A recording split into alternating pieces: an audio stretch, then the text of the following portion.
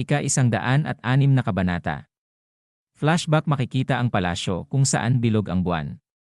Sa looban ng palasyo ay makikita ang isang balon kung saan ay puno ng ahas at tarantula na makamandag. Ang mga ahas ay nag-aangatan, sa kumpulan ng mga ahas ay may makikita na isang muka. Tumayo ito at huminga ng malalim at naalala ang labanan nila ni Nambung Mai. Sinasabi nito sa kanyang isip na ang matalo sa katulad daw niyang basura ay hindi katanggap-tanggap. Ito pala ay si Tang Weiju na sinasabi pa niya sa kanyang sarili na kapag nagkita daw muli sila, hindi na daw siya magpapabaya. Inisip ang kanyang ama na sinasabi pa sa kanya, isip na ang kanyang ama daw ay isang taong kayang iwanan ang sarili niyang mga anak alang-alang sa pamilyang Tang. Piniga ang tarantula na sinasabi niya na hindi na daw niya uulitin ang kanyang pagkakamali ng 2 beses. Kailangan daw niyang pagtagumpayan ang inatang na misyon sa kanya. At diyan na po nagtatapos ang maiksing flashback ni Tang Weiju. Balik sa kasalukuyan. Sinabi ni Tang Weiju kay Nambung Mai na may takip sa muka na narinig daw niya na kung saan may mga tao daw na sumisira sa key point exploding pill na maingat nilang dinedeliver. Sinabi pa niya na kung nag-iisa lang daw siya. Nakatitig lang si Nambung Mai sa kanya. Nakangiting sinabi pa ni Tang Weiju na siyempre, hindi daw niya ito sasabihin sa kanya. Sa tingin daw niya ay malalaman din niya kapag nagkaroon daw siya ng pagkakataon na pahirapan siya. Itiniklop ang pamaypay ni Tang Weiju. At sa likod niya ay lumabas ang kanyang mga kasama. Ang mga ito ay nakatayo lang at nakatitig kay Nambung Mai pagkatapos ay inutusan na sila ni Tang Weiju na sinabi na hulihin daw siya. Mabilis na sumugod ang mga ito na sinasabi na masusunod daw iyon. Ang mga ito ay naghagis ng mga kunay na may lason na mabilis na naiwasan ni Nambung Mai. Mabilis na tumalon sa ere na tinitingnan ng mga alagad ni Tang Weiju. Pagkatapos ay mabilis na sinipa ni Nambung Mai ang mga ito. Hinawakan ni Nambung Mai ang isang paa ng alagad ni Tang Weiju at malakas na inihampas sa sahig. Nagulat si Tang Weiju sa kanyang nakita. Mula sa usok ay makikita ang anino ni Nambung Mai na naglabas ng magkaibang enerhiya sa kanyang magkabilang kamay.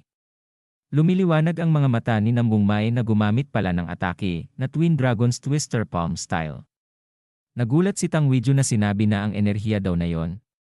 Lumipat ang eksena sa matandang nagpapanggap na nagulat nang may maramdaman na may pagyanig. Napatingin sa kinakaroonan ni Nambung Mai na sinabi niya sa isip na parang may nangyayari daw sa panig ni Nambung Mai. Pagkatapos ay makikita ang isang grupo na mabilis na susugod sa matanda na si Black Palm Blossom.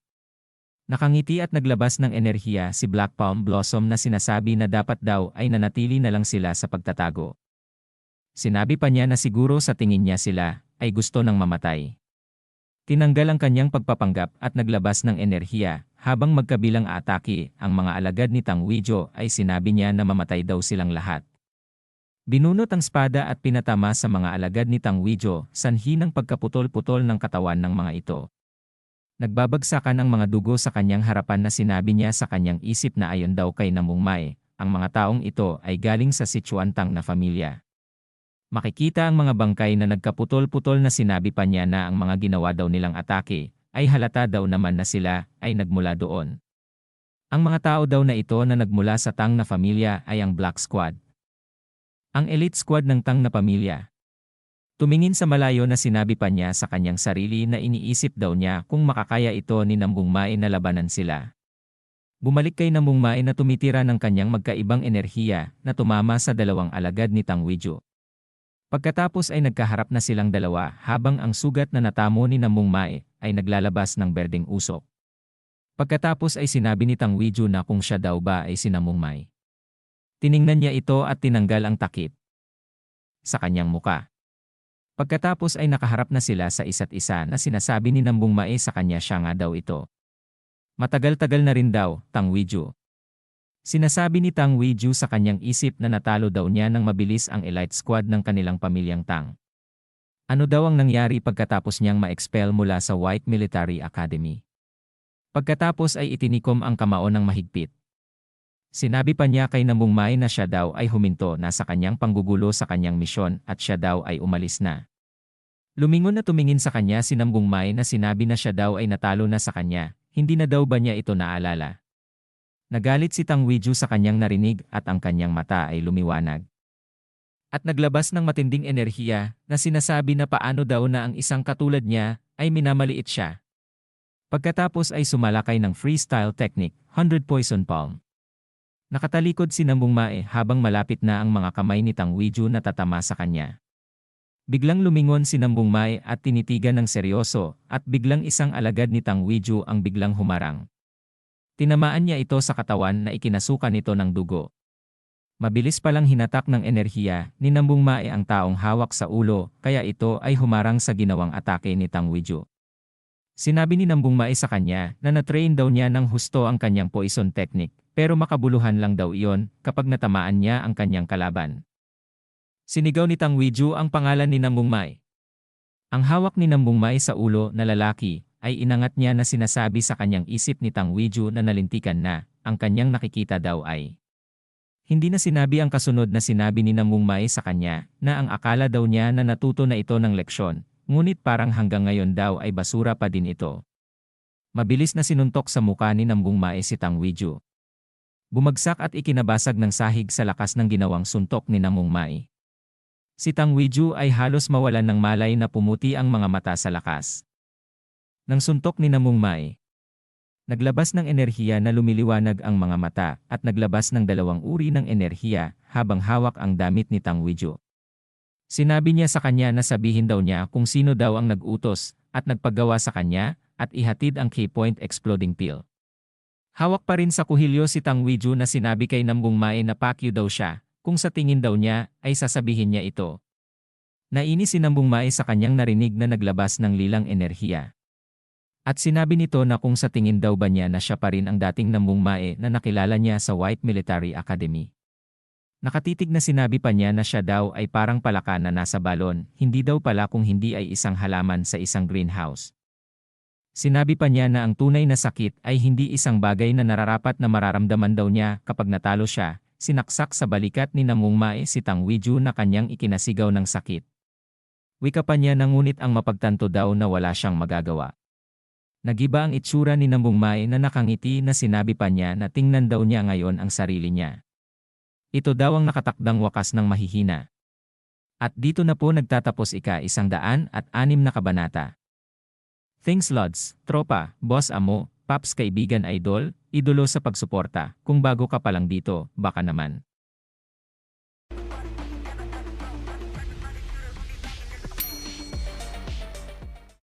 Ika-107 kabanata. Nakangiting kakaiba na naglabas ng lilang enerhiya si Nambung Mae at nanlilisik ang mga mata habang hawak ang kunay sa kanyang kamay. Mabilis na tumatakbo si Black Palm Blossom na mabilis na nakarating at sinasabi niya sa kanyang isip na si Nambung Mae daw ay sa bandang huli ay nagpasakop sa kanyang nasa loob na demonyo. Habang nakatingin siya na sasaksakin na ni Nambung Mae si Tang Weiju. Sinabi pa ni Black Palm Blossom na gumising na daw ito. Sinabi pa niya na di daw ba ang sabi niya ay ang papatayin lang daw niya ay ang taong matanda na kanyang kaaway. Nanggigigil pa rin si Nambung Mae. Sinabing muli sa kanya ni Black Palm Blossom na habang hawak pa rin niya si Tang Weiju na mahina daw ba ang kanyang determinasyon na madali siyang isinuko ang sarili niya sa mental na demonyo. Humawak sa ulo na patuloy na nanggigil na sinabi pa niya na naalala daw niya iyon.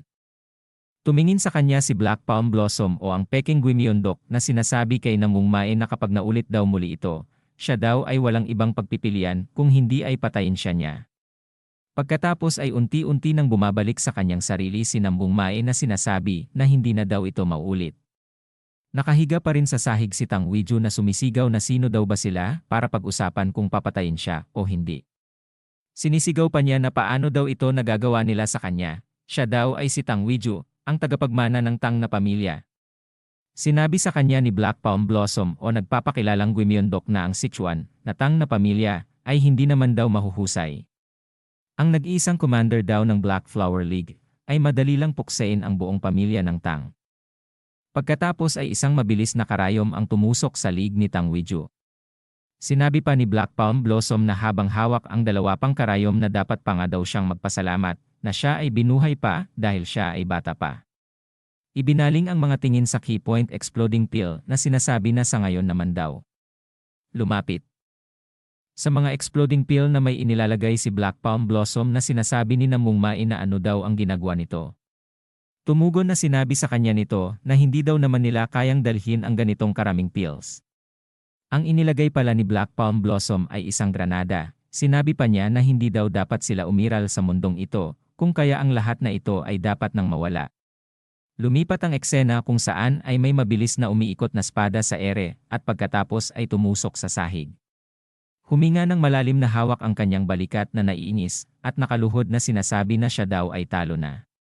Nakasuntok ang kamao sa palatanda ng paggalang na sinabi niyang Hojon na iyon daw ay napakagandang laban.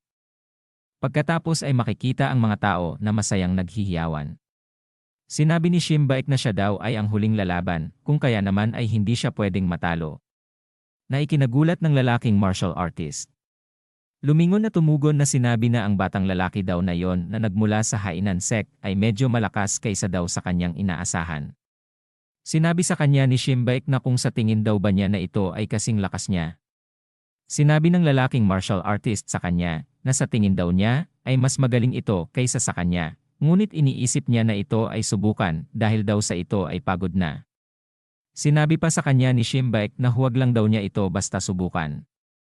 Ang kailangan daw niyang gawin ay manalo kahit na ano ang mangyari. Pagkatapos ay sinabi pa niya na kung siya daw ba ay na-master na ang teknik na itinuro niya kanina. Nakangiting tumugon na sinabi ng lalaking martial artist na natutunan na daw niya ito, kaya huwag siyang mag-alala tungkol dito. Biglang may iniaabot si Shimbaek sa lalaking martial artist na sinabi na mabuti daw yon. Pagkatapos ay kainin daw niya ang key point exploding pill na ito. Pagkakita sa iniaabot ni Shimbaek ay napatanong ito na kung ito daw ba ang sikat na key point exploding pill. Sinabi sa kanya ni Shimbaek na yamang alam na. Daw niya ang Master Demonic Technique of Chaos, sigurado daw siya na kaya niya na itong makontrol ang enerhiya ng key point exploding pill. Yumuko na nagpasalamat ang lalaking martial artist na sinabi pa niya na siya daw ay babayaran ito sa pamamagitan ng kanyang pagkapanalo. Lumipat ang eksena sa matanda na sinasabi na kung ayos lang daw ba siyang Hojon. Siya daw ay nasaktan ng dahil sa kanya. Pagkatapos ay humingi ito ng paumanhin sa kanya. Nakahawak sa kanyang tuhod na puno na nanggasgas ang kanyang katawan na sinasabi na ito daw ay okay lamang. Siya daw ay kailangan manalo dito dahil sa kanyang personal na layunin. Makikita ang maiksing flashback na siya ay nagbabasa ng sulat na ayon doon na sa ngayon daw. Na ang sunod na pupuntahan niya ay ang makita ang sikat na orthodox martial artist na si Azure Robe Gentleman. Siya daw ay papadalahan ng kasunod na sulat kapag siya ay nakarating na doon. Balik sa kasalukuyan. Huminga ng malalim at seryosong tumingin si Yang Hojon na sinabi niya sa kanyang isip na ang huling sulat daw na natanggap niya. Mula sa kanyang senior brother ay nabanggit niya ang pangalan na Azure Robe Gentleman. Iyon daw ang gusto niyang kailangang malaman sa kanya. Lumapit na ang lalaki na huling makakalaban ni Yang Hojon at isinuntok ang kamao sa palatanda ng paggalang na nagpakilala na siya daw ay ang Windstorm Inns na si Deung Mujon. Nagbigay galang din si Yang Hojon na isinuntok din ang kamao sa palad at pagkatapos ito ay yumuko. Naglabas ng enerhiya at gumawa ng kanyang estilo na forma na sinasabi ni Deung Mujon na mas bata daw siya sa kanya, pero hindi daw niya hahayaan itong mauna na umatake. Mabilis na sumugod at tinamaan kaagad sa katawan si Yang Hojon na makikita na nagtalsikan ang dugo sa katawan. Habang nakaliyad ng bahagya si Yang Hojon, ay sinasabi niya sa kanyang isip na ang kanyang talim daw ay mas mabilis kaysa sa magaan na espada. Ang taong ito daw ay nasa ibang antas kumpara sa mga huli niyang nakalaban. Umataking. Habang tumatawa na sinasabi na ano daw ang ginagawa niya. Na hinaharang ang ginagawa nitong atake. Umi-epekto na ang key exploding pill na mabilis na tumalon sa eri na sinasabi ni Deung Mujon na kung patuloy daw siyang tatayo lamang ay kamatayan ang naghihintay sa kanya. Hinarang ni Yang Hojon ang malakas na paghampas ng espada ni Deung Mujon sa lakas ay nagkaroon ng kislap na kulay lila. Nahihirapan na sinabi sa kanyang isip ni Yang Hojon na siya daw ay hindi lang mabilis, malakas din daw siya. Sinabi pa niya sa kanyang isip na tama daw ang sinabi ng mga Marshall brothers niya na umalis siya sa isla para maranasan ang mundo. Mabilis na dumistansya si Yang Hojon pero hinahabol siya ni Deung Mujon. Tumigil sila at sinabi ni Deung Mujon na naglalabas ng enerhiya na kulay lila na sinasabi na bakit daw siya ay tumatakbo papalayo na parang isang daga. Pagkatapos ay nakangiting umatake ng enerhiya na sinasabi na ano daw ang kanyang iniisip. Siya daw naman ay gumanti ng pagsalakay sa kanya. Mabilis na iniiwasan niyang Hojon ang mga enerhiya na sinasabi niya sa kanyang isip na patuloy daw siyang inaatake. Ngunit parang may mali daw. Mabilis na umataking muli na tumalon sa ere na sinasabi niyang Hojon sa kanyang isip na bagamat siya ay naglulunsad ng gayong mabangis na pag-atake, ang kanyang sentro ng pagtitipon ay ganap na wala sa posisyon. Ang anumang martial arts mula daw sa mga batayan ng pag-alain sa gitna ng katawan. Ngunit bakit daw ang isang martial master na tulad niya ay gumagawa ng isang maliit na pagkakamali? Lumiwanag ang mata na sinabi pa niya na may nakita daw siyang maliit na butas, ngunit ito ay may maliit lang na tsansa. Gumawa ng isang malakihang pag-atake si Deong Mujon na tinatawag niyang Candle Light of the Windstorm Inn. Mabilis na pumasok si Yang Hojon habang hindi pa naititira ni Deong Mujon ang gagawin niyang pag-atake. Sumisigaw si Yang Hojon na mabilis na tinamaan niya sa tagiliran si Deong Mujon na napaaray sa sakit. Pagkatapos ay lumingon sa kanyang likuran kung nasasaan si Yang Hojon na sinisigaw na lintik ka, paano daw niya nagawang patamaan siya. Nakatingin si Yang Hojon na sinasabi niya sa kanyang isip na kung masyado daw ba yatang mababaw ang ginawa niya. Nagalit at naglabas ng matinding enerhiya si Deong Mujon na tinatanong kung paano daw niya ito nagawa sa kanya. Ayon pa sa kwento, dahil sa nainom daw ni Deong Mujon ang Key Point Exploding Pill, tumaas ng pataas ang kanyang panloob na enerhiya. At ang nag-uumapaw na kapangyarihang iyon ay nagdudulot ng kawalan ng pagkakaisa sa kanyang pagiging swordmanship. Iniangat ang espada ni Yang Hojon sa kanyang harapan at naglabas ng enerhiya na sinasabi na ang alon ng hainan ay lumalakas sa paghihip ng hangin. Kumislap ang mata at gumamit ng wave-splitting slash. Lumiwanag ang mga mata at gamit ang espada na nilagyan ng enerhiya. Ay hinampas kay Deong Mujon na sinasabi nito na kung sa tingin daw ba nito ay gagana sa kanya ang ginagawang atake niya sa kanya.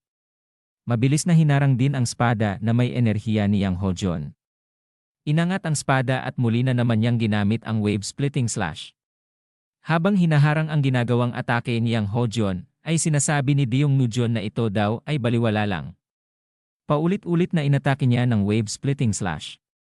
Na sinasabi ni Deong Mujon wave-splitting splash na naman na makikita sa kanyang muka na ito ay nahihirapan.